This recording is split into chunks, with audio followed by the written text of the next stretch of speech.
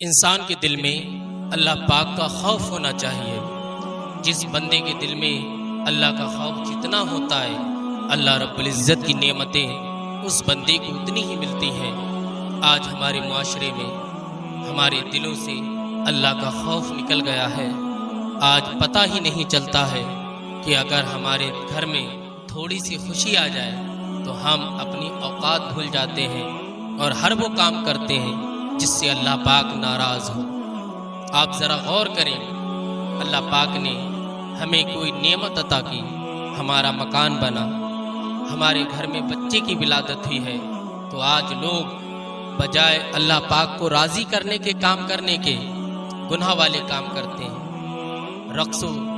رقص کی محفلیں سجتی ہیں اور انسان اس میں مگن ہو جاتا ہے۔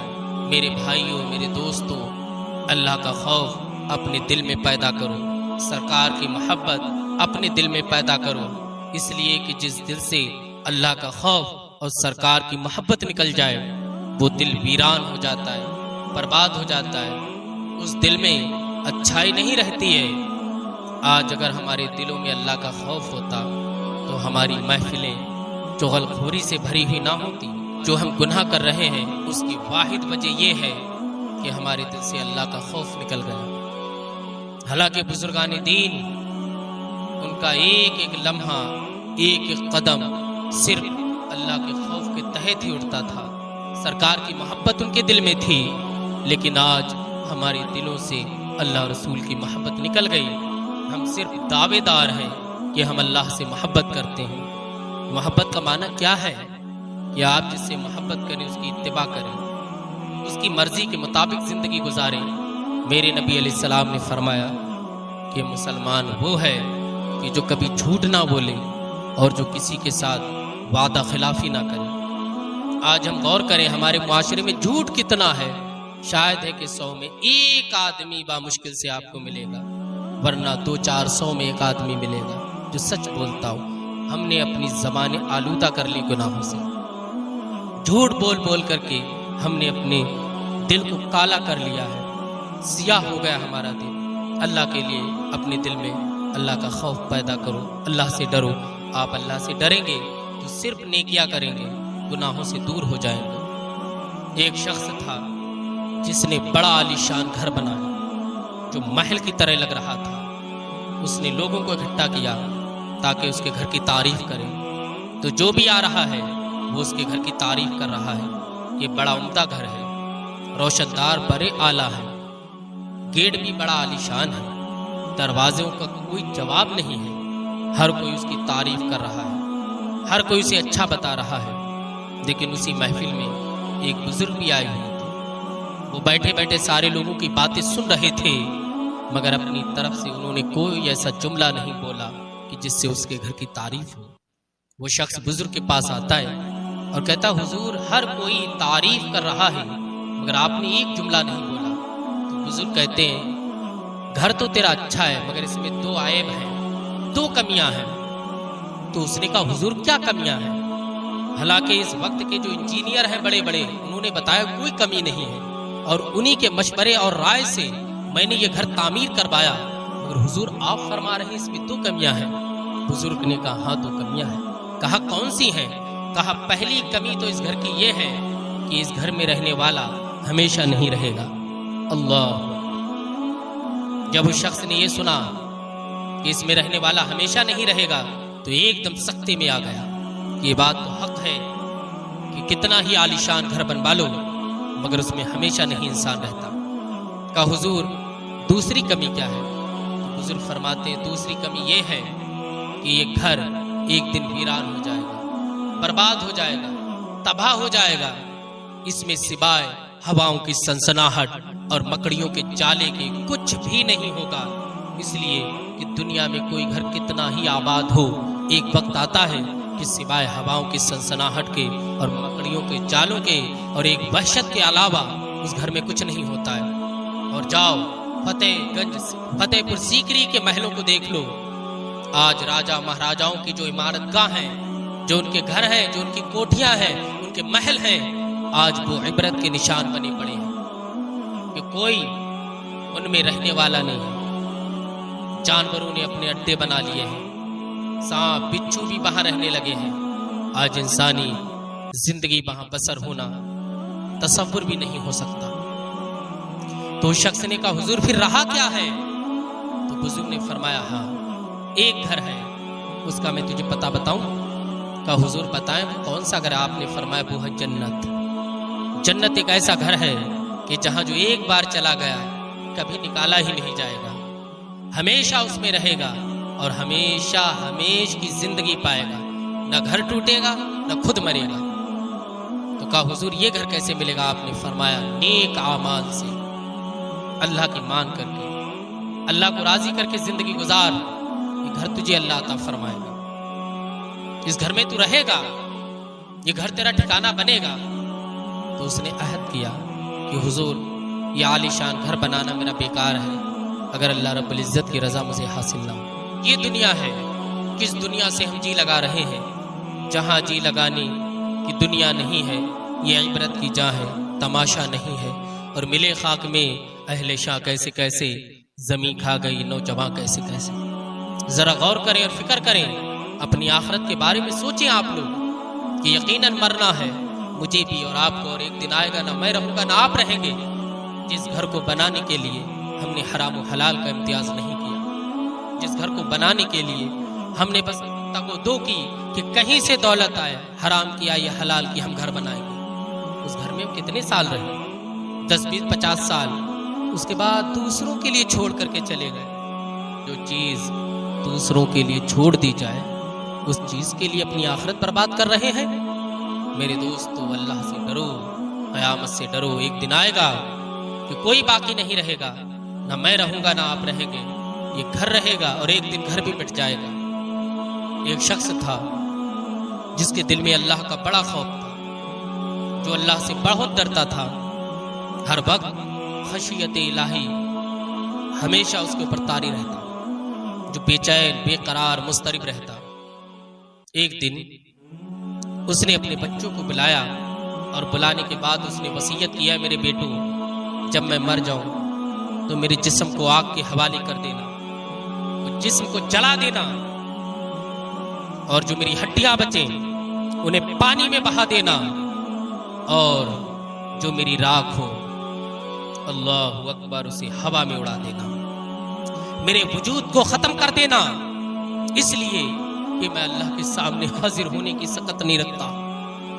میں مولا کے سامنے کیسے حاضر ہوں گا؟ اے میرے شہزادو، میرے جسم میرے وجود کو مٹا دینا۔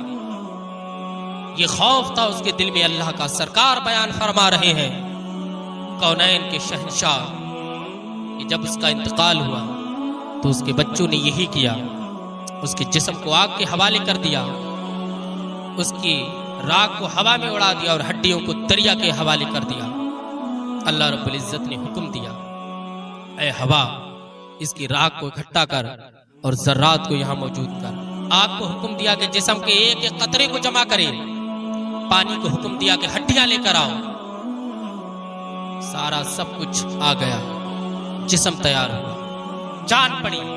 اللہ نے پوچھا یہ تو نے کیوں کیا؟ تو وہ بندہ کہتا ہے یا اللہ یہ میں نے سب کچھ تیرے خوف اور تیرے ڈر سے کیا۔ یہ جملہ کہنا تھا اللہ پاک کو اتنا پسند آیا کہ اس میرے بندے کے دل میں میرا اتنا خوف ہے، یہ اتنا ڈرتا ہے، اللہ پاک نے اس کے سارے گناہوں کو معاف کر دیا اور اللہ پاک نے اسے جنتی بنا دیا۔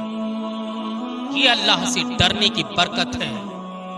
اللہ سے ڈرو کیونکہ وہ دن آنے والا ہے، یہ ہمارے جسم کو زمین کھائے گی، کیڑے کھائیں گے، سانپ اور بچھو ہمارے جسم پر مسلط ہوں گے اور ہم ہل بھی نہیں پائیں گے۔ میرے بھائیو وقت ہے اپنے رب کو راضی کرو، نمازیں پڑھو، مسجدیں ویران پڑی ہیں، انتظار دیکھ رہی ہیں کہ کب آئیں گے نبی کا کلمہ پڑھنے والے۔ آؤ آج وقت ہے اپنے اللہ کو راضی کرتے ہیں، نمازیں پڑھتے ہیں، بہت گناہ کر لیے ہیں، اب وقت نہیں ہے۔ موت و زندگی کا کوئی بھروسہ نہیں ہے، کب یہ زندگی بے وفائی کر جائے اور موت اپنے پنجے گڑا کر کے ہمیں زمین کے نیچے پہنچا دے۔ اس سے پہلے کہ زندگی کا چراغ بجھ جائے زندگی کا سورج غروب ہو جائے اس سے پہلے اللہ کی یاد کی ٹھنڈی چھاؤں میں آ جاؤ۔ وقت ہے میرے دوستوں، کیونکہ جہاں جی لگانے کی دنیا نہیں، یہ عبرت کی جا ہے۔ عبرت لو کہ جوانوں کے جنازے اٹھ رہے ہیں، یہ عبرت کی جا ہے کہ زمیندار فقیر ہو رہا ہے، صحت مند مریض ہو رہا ہے، یہ عبرت کی جا ہے۔ ابھی شادی ہوئی اور ابھی موت کے سپرد ہو گئے، یہ عبرت کی جا ہے کہ بچے کی ولادت ہوئی، موت کے گھاٹ اللہ نے اتار دیا، یہ عبرت کی جا ہے، تماشا نہیں۔ اللہ کو اپناؤ، اللہ کی عبادت کرو، اور اللہ کی عبادت ایسے کرو کہ اللہ کے علاوہ کوئی آپ کے سامنے رہے ہی نہ کہ اے مولا میں تجھے راضی کرنے کے لیے مسجد میں آیا۔ آج ہم نماز بھی پڑھتے ہیں، الحمد شریف پڑھتے ہیں، دنیا کے سارے خیالات ہمارے دماغ میں ہیں۔ مکاشفۃ القلوب میں ایک واقعہ ذکر کیا علامہ غزالی علیہ رحمہ نے کہ ایک شخص تھا جو عبادت گزار، اللہ کی عبادت کرتا ہے۔ ایک دن وہ نماز پڑھ رہا، جب وہ الحمد شریف پڑھ رہا اور آیا ایاک نعبد و ایاک نستعین، اے اللہ ہم تیری ہی عبادت کرتے ہیں، تجھی سے مدد چاہتے ہیں، تو اس کے دل میں خیال آیا یا اللہ میں صرف تیری عبادت کرتا ہوں، اور ندا آئی تو جھوٹا ہے، تو اپنی دولت کی عبادت کرتا ہے۔ اس نے فوراً نماز کے بعد ساری دولت اللہ کی راہ میں صدقہ کر دی، پھر نماز پڑھنے کے لیے کھڑا ہوا، ایاک نعبد، اے اللہ ہم تیری ہی عبادت کرتے ہیں، پھر آواز ہے نہیں، تو اپنے گھر اور اپنی زمینوں سے محبت کرتا ہے۔ نماز سے فارغ ہوا، صرف اتنی زمین اور اتنا گھر چھوڑا جو کہ اس کی اولاد کا حق تھا، باقی سب اللہ کی راہ میں اس نے صدقہ کر دیا۔ پھر نماز پڑھنے کے لیے گیا، پھر یہ آیت ہے ایاک نعبد و ایاک نستعین، اے اللہ ہم تیری ہی عبادت کرتے ہو، تجھی سے مدد چاہتے ہیں۔ آواز ہے نہیں، تو جھوٹا ہے، تو اپنے کپڑوں سے محبت کرتا ہے، تو چاہتا ہے کہ اچھا لباس پہن کر کے محفل میں جاؤں تو سب تیری طرف دیکھیں، تو اللہ کی عبادت کہاں کرتا ہے؟ نماز سے فارغ ہوا، جو جسم پر کپڑے تھے انہیں رکھے، باقی سب اللہ کی راہ میں اس نے صدقہ کر دیے۔ اب جب مسجد میں جاتا ہے اور جب آیت آتی ایاک نعبد و ایاک نستعین، تو آواز آتی اب تو اپنے وعدے میں سچا ہے، اب یہ عبادت خالص تیری اللہ کے لیے ہو رہی ہے۔ تو سب کچھ چھوڑ کر کے جو اللہ کو راضی کرتے ہیں وہ حسین ابن علی کے غلاموں میں شمار کیے جاتے ہیں، چونکہ حسین نے کربلا میں یہ پیغام دیا ہے کہ سب کچھ مٹا دو، اللہ کو راضی کرو۔ میرے دوستوں، میرے بھائیوں، آج ہم سے گھر اور مکان صدقہ کرنے کے لیے نہیں کہا جا رہا، ہم اس لیول کے نہیں ہیں، ہم بڑے کمزور ہیں، ہم یہ سب نہیں کر سکتے۔